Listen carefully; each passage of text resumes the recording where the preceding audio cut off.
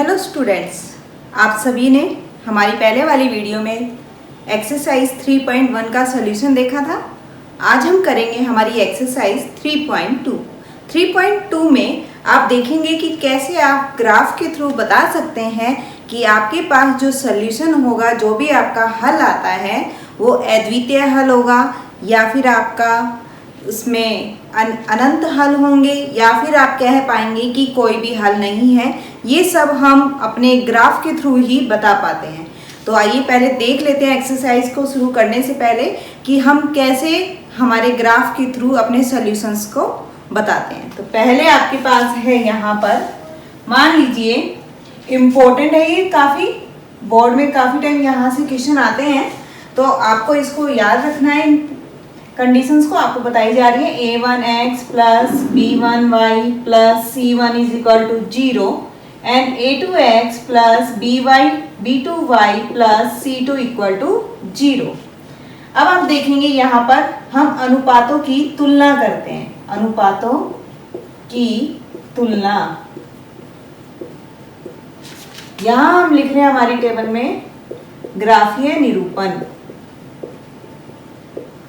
और यहां हम लिख रहे हैं बीजगणितीय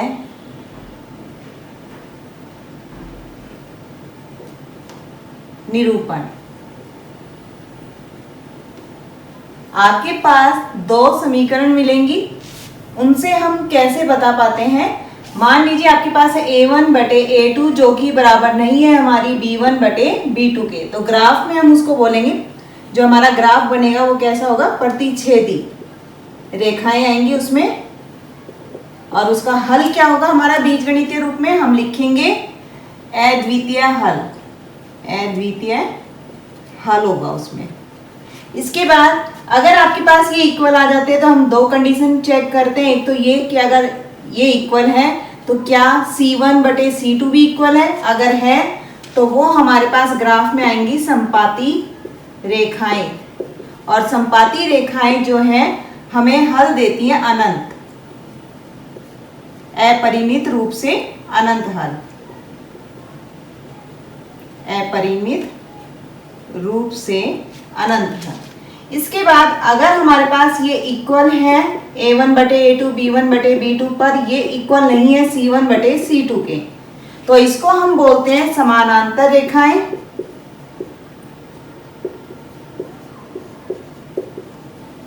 इसका मतलब ये हुआ कि आपके पास कोई भी हल नहीं है।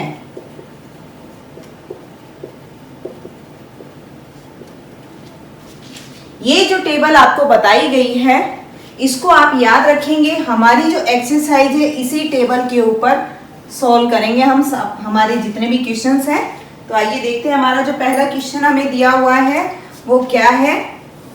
आपको रैखिक समीकरणों के युग्म से ग्राफीय विधि द्वारा ये ज्ञात करना है जो आपको क्वेश्चंस दिए हुए हैं।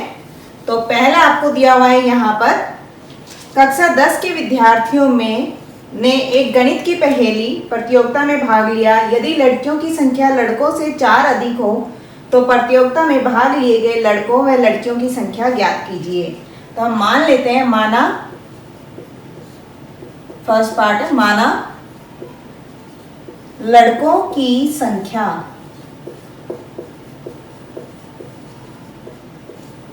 जिसको हम मान रहे हैं x, और लड़कियों की संख्या को हम मान रहे हैं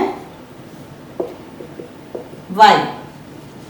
तो प्रश्न अनुसार आपसे कहा गया है कि क्लास में जो बच्चे हैं वो 10 हैं, मतलब लड़के और लड़कियां टोटल आपके पास 10 हैं, तो x प्लस वाई बराबर 10। इसके बाद कहा आपको कि लड़कियों की संख्या लड़कों से 4 अधिक है। लड़कियां हम मान के चल रहे हैं y, और लड़कों से 4 अधिक है, तो इसको हम ऐसे लिख सकते हैं y माइनस एक्स बराबर 4, या लिख देंगे माइनस एक्स प्लस वाई बराबर 4।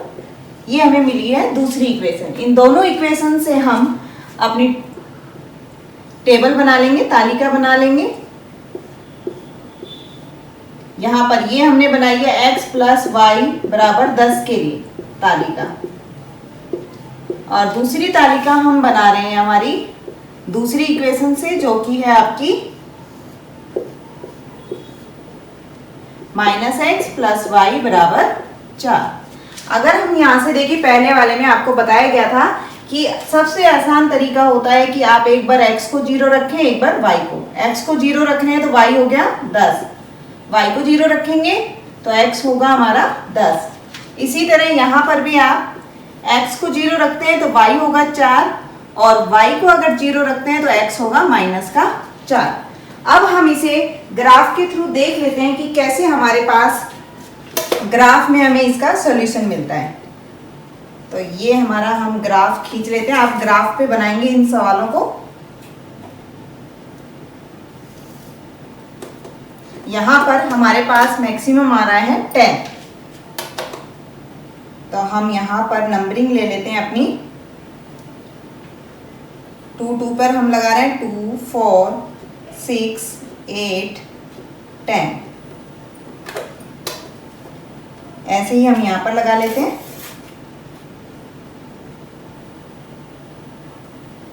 हमारे पास है, या फिर हम इसको कर लेते हैं ऐसे।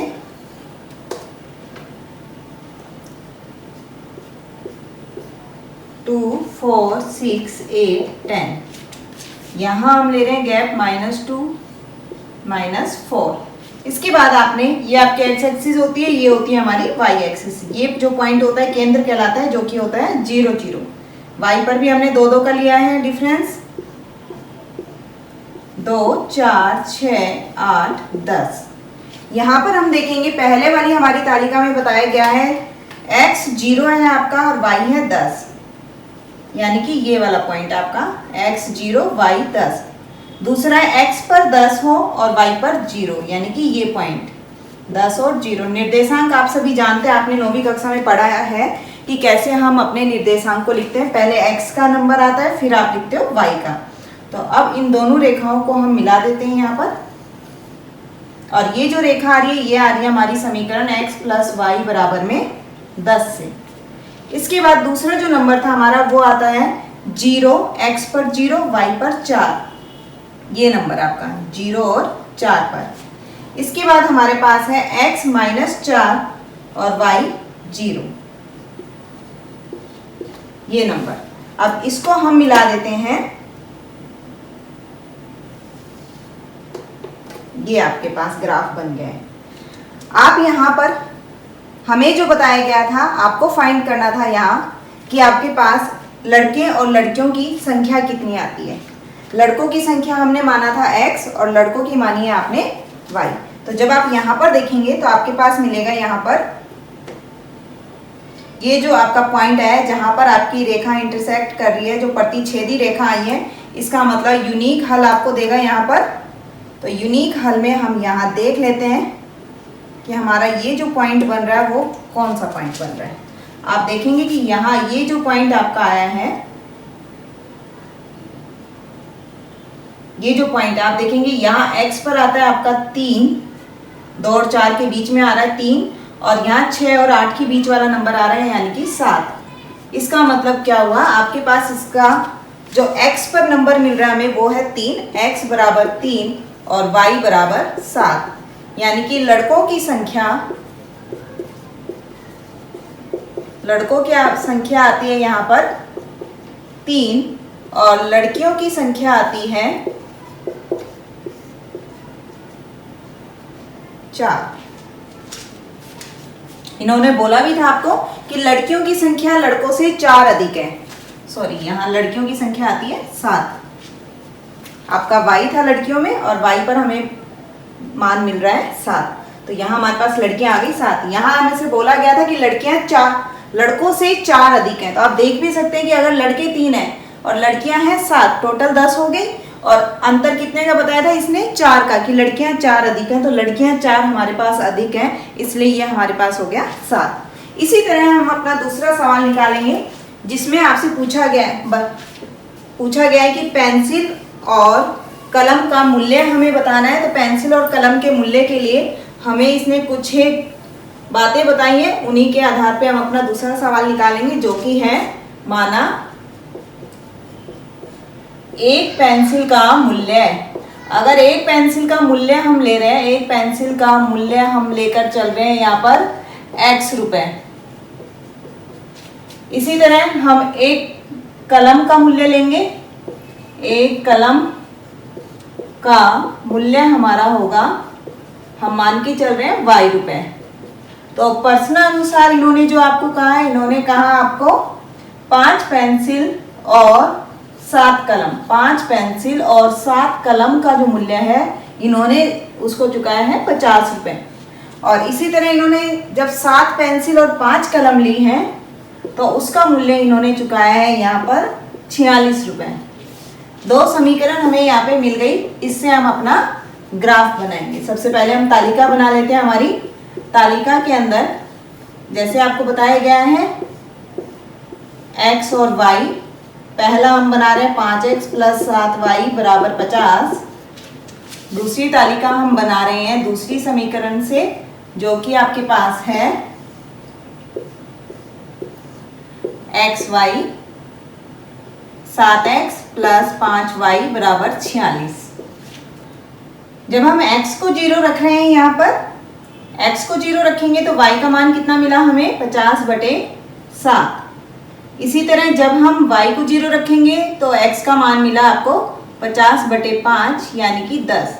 यहाँ 50/7 अगर आप करते हैं तो यहाँ आपको मान मिलेगा 7.1 समथिंग। अब यहाँ पर देख लेते हैं, अगर हम यहाँ पे मान रख रहे हैं x को 0 तो आपके पास y आता है 46/5, जो कि आपको मान देता है 9.2।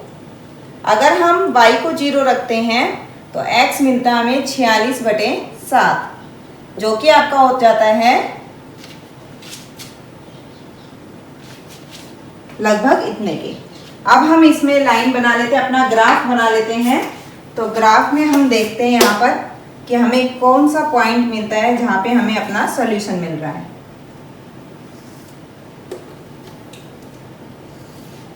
ये आपकी x एक्सिस है, ये आपकी y एक्सिस है। यहाँ पर आप देखेंगे 0 0। अब हमने देखा कि हमारे पास x में मैक्सिमम वैल्यू आ रही है 10।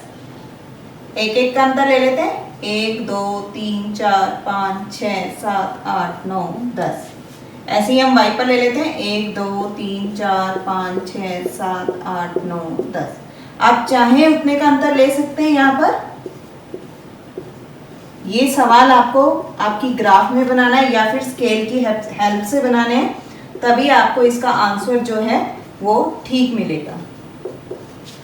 अब यहाँ पर अगर हम देखें, पहले में हमसे कहा गया x 0 है तो y है 7.1, x 0 है तो y है 7.1, यानी कि यहाँ पर कहीं आपको मान मिलेगा तो 0 और 7.1 समथिंग। इसके बाद हम देखेंगे कि हमारे पास x 10 है तो y है 0, तो ये जो वैल्यू आई है x 10 पर y 0। अब यहाँ पर हम इस लाइन को मिला देते हैं।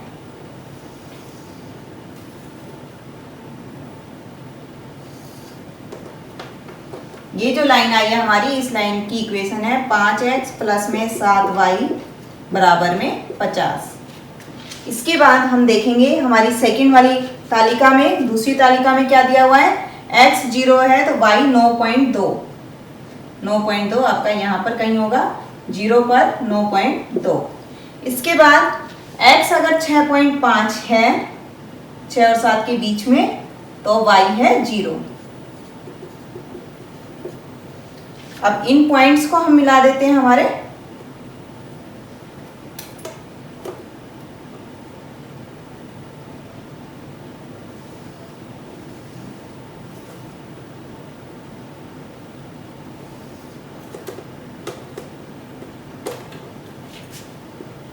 ये जो आपने पॉइंट्स मिलाए हैं, अब हम देख लेते हैं यहाँ पर हमें जो मान मिल रहा है वो कितना मिल रहा है।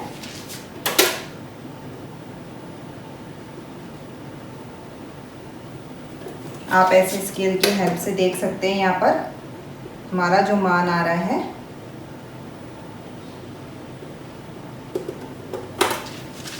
आप देखेंगे यहाँ पर y पे हमें मिल रहा है 5 और x पे मिल रहा है 3 और 5। तो x हमने किसको माना था, पेंसिल को। तो पेंसिल का जो मूल्य है हमारा, पेंसिल का मूल्य वो हमें मिलता है यहाँ पे 3 रुपए, एक पेंसिल का मूल्य। और एक कलम का मूल्य यहाँ पर हमें मिलता है 5 रुपए। आपका आंसर सही है या नहीं ये आप चेक कर सकते हैं। कैसे? आप पेंसिल और कलम का जो मूल्य आ रहा है वो यहाँ पे रखेंगे। यहाँ 3 रखा हमने और यहाँ 5 रखा। आप यहाँ 3 रख रहे हैं तो 5 3 15 और यहाँ 5 रख रहे हैं तो 7 5 35। 35 और 15 का जोड़ आपका 50 आना चाहिए, जो कि 50 आता है। अब हम अपना नेक्स्ट क्वेश्चन करेंगे, क्वेश्चन नंबर 2, जिसमें आपको बताना है इक्वेशंस आपको दी हुई है, इनको कंपेयर करके आपको बताना है कि इन जो हमारी इक्वेशंस जो दी हुई है उनसे हमें कैसी बिंदु पर वो प्रतिच्छेद करती हैं या समानांतर है या फिर समपाती है। तो हम देख लेते हैं। सेकंड का फर्स्ट आपके पास दिया हुआ है 5x - 7y + 8 = 0, 7x + 6y - 9 = 0। तो यहाँ आप देखेंगे a1 है 5, b1 है हमारा -7 और c1 है 8, a2 है हमारा 7, b2 है हमारा 6 और c2 है हमारा -9। तो a1/a2 हमारा आता है 5/7, b1/b2 हमारा आ रहा है -7/6, c1/c2 आता है 8/9। आप देखेंगे कि a1/a2 जो है वो बराबर नहीं है b1/b2 के, तो हम आगे इसको चेक नहीं करेंगे। अगर यहाँ इक्वल होता तो हम c1 और c2 को भी देखते हैं। तो ये जो होती है ये रेखाएं कैसी होती है हमारी, या फिर आप यहाँ इसका मान भी लिख सकते हैं, इक्वल नहीं है -7/6 की, यानी कि प्रतिच्छेदी रेखाएं हैं हमारी, यानी कि हमारे पास अद्वितीय हल होगा ऐसी समीकरण का। इसके बाद दूसरे नंबर पे आपको दिया हुआ है 9x + 3y + 12 = 0 और दूसरी समीकरण दी है हमें 18x + 6y + 24 = 0। यहाँ पर a1 हमारा आ रहा है 9, b1 है 3 और c1 है 12। इसी तरह a2 अगर हम देखें तो 18, b2 है 6 और c2 है हमारा 24। तो a1/a2 अगर हम निकालेंगे तो वो आता है 9/18, यानी कि आपका 1/2।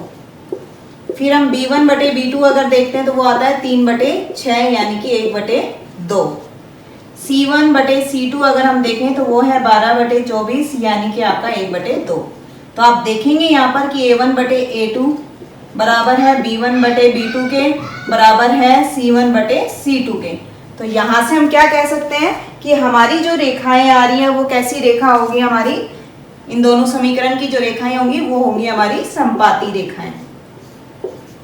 जब तीनों आपके बराबर आ जाएं तो आप लिखते हैं कि समपाती रेखाएं हैं, यानी कि आपके पास अनंत हल होंगे, इसके अपरिमित रूप से अनंत हल होंगे।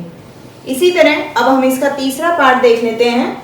तीसरे पार्ट में आपको बोला गया है, यहाँ पर सेकंड के थर्ड पार्ट में बोला गया है 6x - 3y + 10 = 0, 2x - y + 9 = 0। a1 है हमारा 6, b1 है हमारा -9 और c1 है हमारा 10, a2 है हमारा 2, b2 है हमारा -1 और c2 है हमारा 9। तो a1/a2 अगर हम देखें तो ये आता है 6/2, यानी कि आपका 3/1।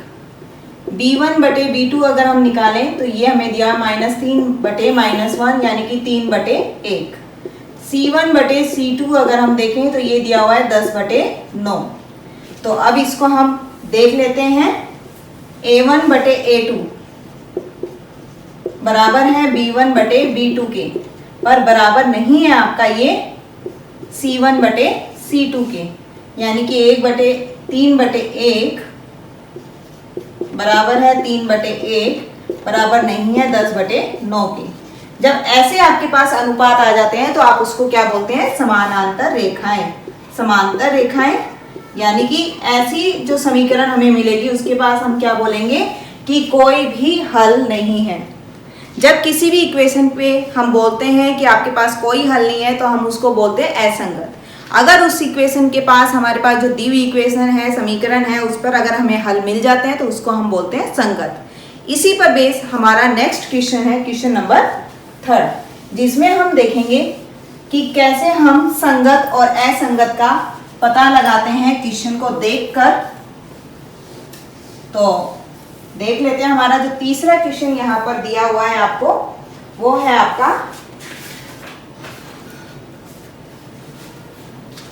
तीसरा जो क्वेश्चन है, उसमें आपसे बोला गया है कि अनुपात जो है A1/A2, B1/B2 व C1/C2 की तुलना करके हमें बताना है युग्म संगत है या नहीं है, संगत है या असंगत।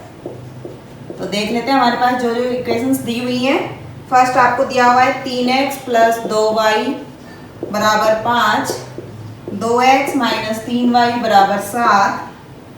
दूसरे सवाल में पूछा है 2x - 3y = 8, 4x - 6y = 9। तीसरे में आपसे पूछा है 3/2x + 5/3y = 7, 9x - 10y = 14। Fourth में आपसे पूछा है 5x - 3y = 11 और माइनस का 10x प्लस में 6y बराबर में माइनस का 22। पांचवें में पूछा है 4/3x + 2y बराबर में 8, 2x प्लस में 3y बराबर में 12। ये आपको यहाँ पर युग्म दिए हुए हैं। तो फर्स्ट वाले में हम देख लेते हैं हमारे पास क्या आ रहा है। फर्स्ट जो है थर्ड का फर्स्ट सॉल्यूशन है आपका। तो इसमें आप क्या लिखेंगे, फर्स्ट में आपको दिया हुआ है 3x + 2y = 5। तो यहाँ से A1 हो गया हमारा। अगर हम 5 को इधर लेके आए तो माइनस हो जाएगा आपका। A1 है 3, B1 है 2, C1 है -5। इसी तरह दूसरी जो आपको इक्वेशन दी हुई है उसको हम लिखेंगे A2 बराबर है 2, B2 है हमारे पास -3 और C2 है हमारे पास -7। तो अनुपात अगर हम निकालें A1/A2 जो कि आपके पास आता है 3/2, B1/B2 जो कि हमारे पास है 2/3, C1/C2 जो कि आ रहा है -5/-7। आप देखेंगे कि A1/A2 जो है बराबर नहीं है B1/B2 के। क्यों? क्योंकि आपके पास आ रहा है 3/2 बराबर में नहीं होगा 2/-3 के। तो इसका मतलब प्रतिच्छेदी रेखाएं हैं, अद्वितीय हल मिलेगा और अद्वितीय हल है तो आप इसको बोलोगे संगत। यहां आप लिख सकते हैं प्रतिच्छेदी रेखाएं हैं तो अद्वितीय हल होगा। इसी तरह हम सेकंड में देखेंगे, हमें संगत असंगत का बताना था, तो ये हमारा आंसर होगा। नेक्स्ट में आपके पास 2x - 3y - 8 = 0। A1 है 2, B1 है -3 और C1 है -8। 4x माइनस में 6y -9 = 0। A2 है आपका 4, B2 है -6 और C2 है आपका -9। तो यहाँ से आप देखेंगे A1/A2 जो कि आपका आता है 2/4। इसी तरह हम B1/B2 निकालेंगे तो आएगा -3/-6 और C1/C2 निकालते हैं तो ये आता है -8/-9। तो आप देखेंगे कि A1/A2 ये आता है आपके पास बराबर है 1/2 के और ये भी आ रहा है 1/2। तो A1/A2 बराबर है B1/B2 के, लेकिन बराबर नहीं है C1/C2 के। क्यों? यहाँ पर आपके पास मान आ रहा था 1/2, 1/2 बराबर नहीं है 8/9 के। तो जब हमें ऐसे अनुपात मिलते हैं तो उसको हम क्या बोलते हैं कि हमारी समांतर रेखाएं हैं। समांतर रेखा हमें मिलेगी, यानी कि कोई हल नहीं है। और जब कोई हल नहीं होता तो आप क्या लिखते हैं उसको, असंगत।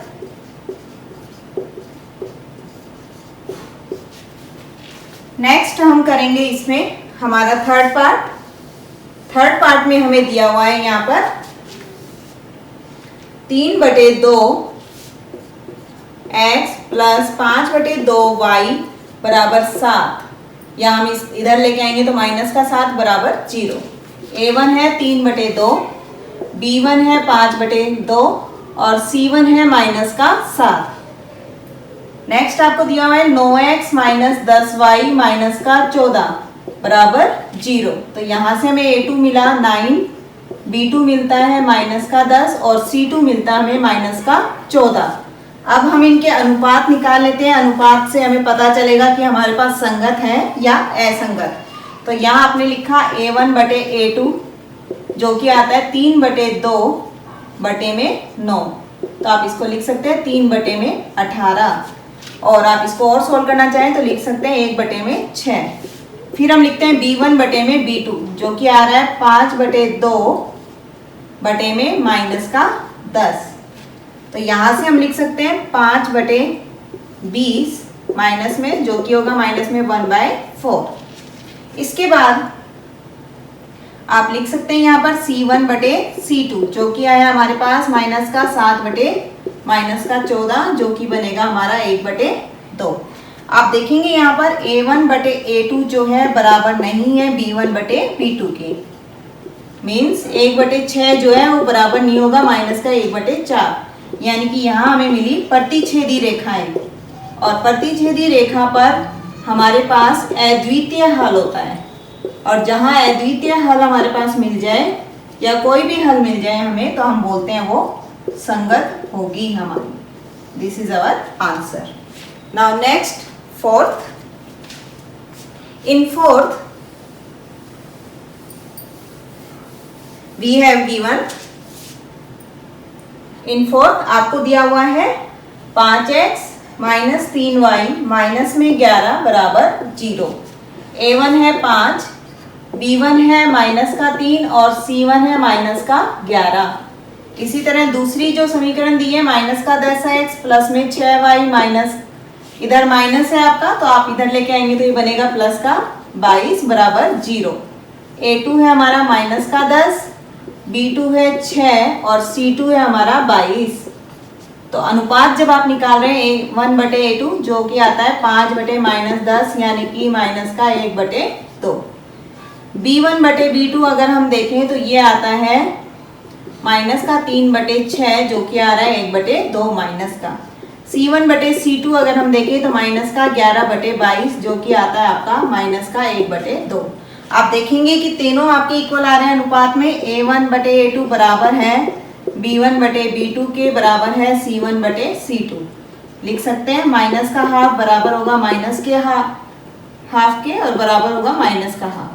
जब तीनों हमारे पास अनुपात बराबर होते हैं तो हम उसको क्या लिखते हैं? समपाती रेखा। यानी कि हमारे पास अपरिमित रूप से अनंत हल। और जब हल हमें मिल रहे हैं तो हम उसको लिखेंगे संगत। नेक्स्ट हमारे पास यहाँ पर है थर्ड का 5th पार्ट। इसमें हमें दिया हुआ है यहाँ पर 4/3x + 2y माइनस में 8 बराबर 0। A1 हो गया हमारा 4/3, B1 हो गया हमारा 2, C1 होगा हमारा -8। दूसरी समीकरण है 2x + 3y माइनस में 12 बराबर 0।